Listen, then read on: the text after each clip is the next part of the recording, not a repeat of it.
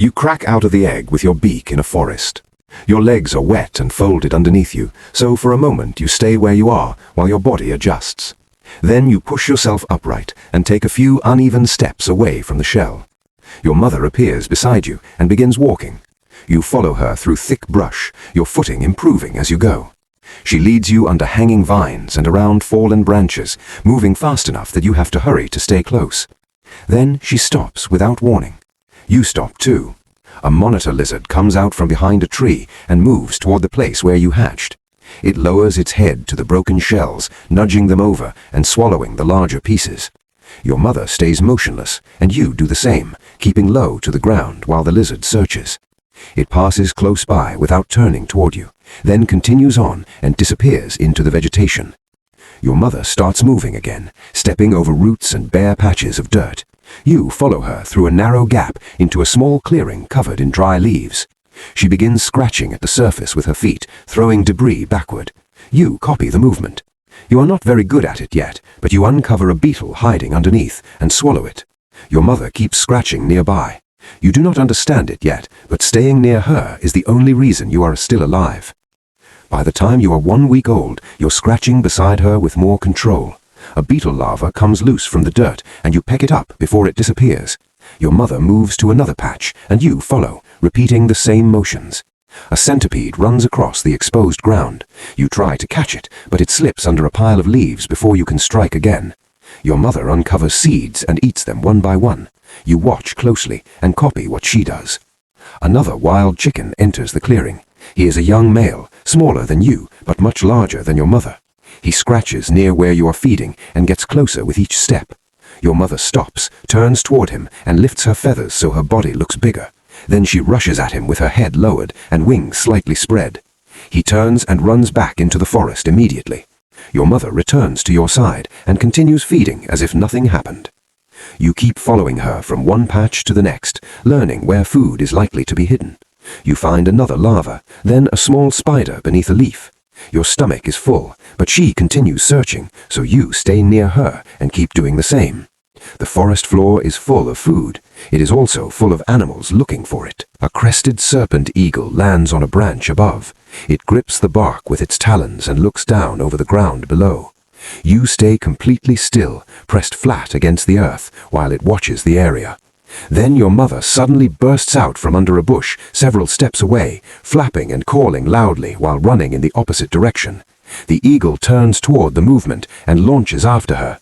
It follows as she leads it through the trees and farther away from where you are hiding. After the sounds fade, everything becomes quiet. You remain under the fern for a long time.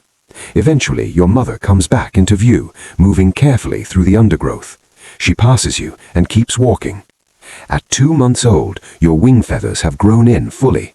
You are resting on a low branch before sunrise when you notice movement on the trunk below. A python is climbing upward, wrapping itself around the bark as it comes closer.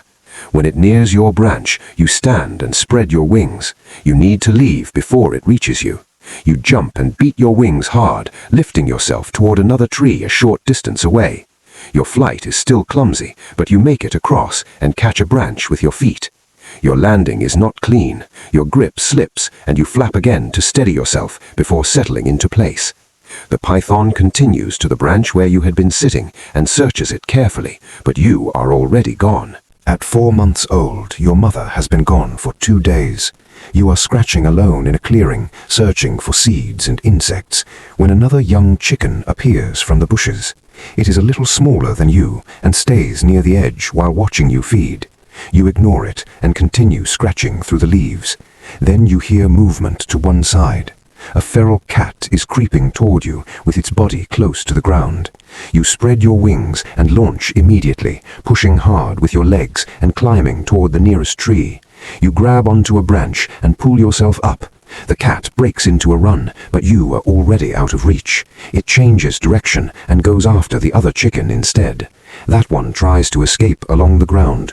The cat catches it almost at once and drags it into the brush. You hear the struggle below, but you stay on the branch, holding tight, while the sounds continue briefly and then stop. After a while, the cat walks away with the other chicken in its mouth. You remain in the tree for a long time, watching the clearing to make sure nothing else is coming. You survived because you flew. Not every chicken makes the same decision. Skip forward again. You are 10 months old now. A male walks into the place where you are feeding. He is larger than you, with a tall comb and bright red skin hanging from his throat. He circles around you with his wings lowered and dragging, making calls as he moves. You stop scratching and watch him. Then another male rushes out from the bushes and charges straight at him. They collide and leap into the air, kicking at each other with the sharp spurs on the backs of their legs.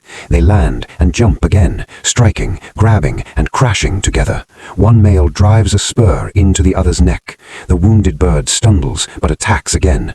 The first male jumps higher and comes down hard, striking him across the chest. This time the second male turns and runs, bleeding heavily as he disappears into the forest.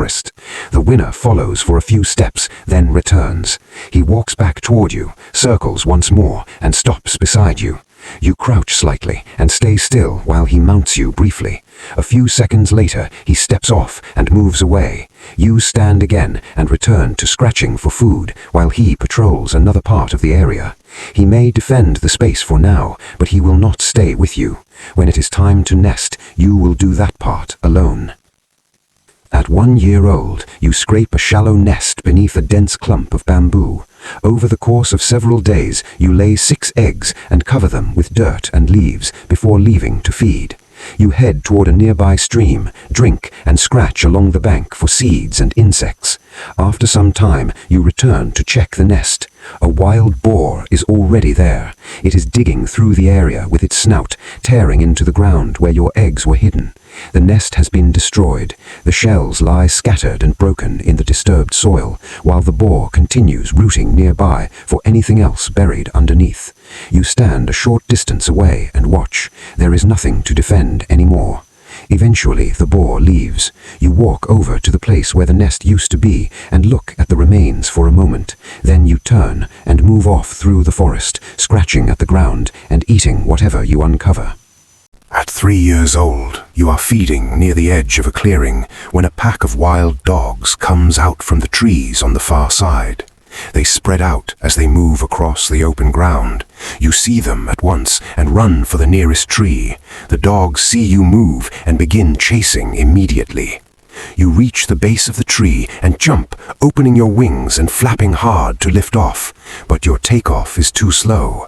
Before you can gain enough height, the lead dog leaps and catches your leg in its mouth. You are pulled back down to the ground. The others arrive seconds later and close in from all sides. You try to fight free, but there are too many of them, and they are already holding you down. The struggle does not last long. Once your body stops moving, the dogs keep you pinned for a few more seconds. Then they begin eating before anything else can arrive to challenge them. After a short time, they are finished and walk back into the forest, leaving what remains behind in the clearing. They took what they needed. The rest will wait until something else finds it.